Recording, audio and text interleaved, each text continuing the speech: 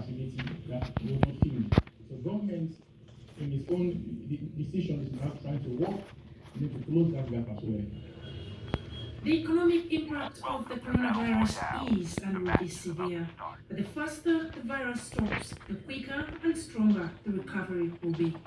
Maggie Umutesi, BBC News, Nairobi. Well, Ngozi Okonjo-Iweala joins me now, and she's the board chair of the Vaccine Alliance and also Nigeria's former finance minister. Speaking from Geneva, thank you very much for joining us here on Focus on Africa. First off, what did you make of the current G20 plan that's in place? It was agreed back in April. Well, I think that it's a good beginning. The current G20 plan calls for a standstill on payment of debt till the end of 2020. But of course, it will not be sufficient. They did leave room for an assessment by the IMF and the World Bank to see if this period could be extended so that debt service could be suspended. All the debt repayments for the period that are due bilaterally that countries owe the G20 members would be suspended for a period of 2 years. So the IMF and the World Bank should make an assessment to see if this could be extended one more year with a total of a 2-year period. Mr. Iweala, this is the first time that we've had debt cancelled. I'm thinking back to 2005. There'll be a lot of organisations and certainly G20 members this weekend looking back at what's happened since 2005. I'm just going to give you an example of Nigeria. So they had a fair amount of debt cancelled, $18 billion. And in the, let's say, 14 years, it's exceeded 85 million.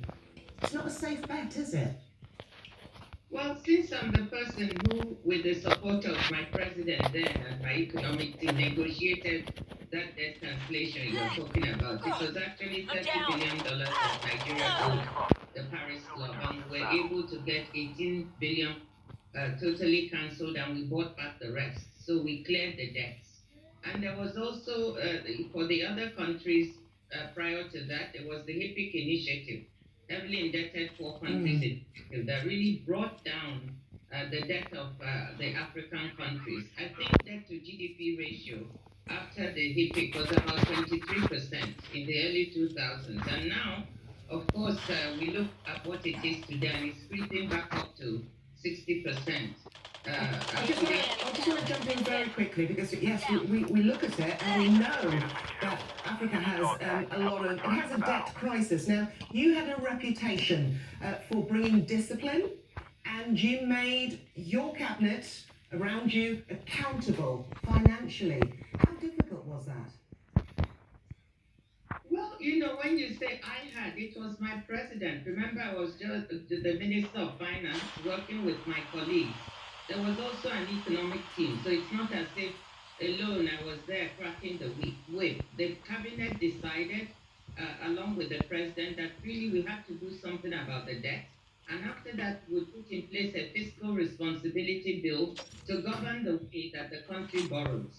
And I think this kind of an approach is very good because you have to abide by the law. You have to go to parliament if you want to take on more debts. So I think it's something to be highly recommended. Okay. But I want to say something about this issue of debt. All the countries are in different conditions and situations on the continent. There are some who went to the commercial market. They're able to service their debts. They just need a temporary reprieve in order for the debt to be restructured. There are others who might need debt cancellation, and there are different categories of countries.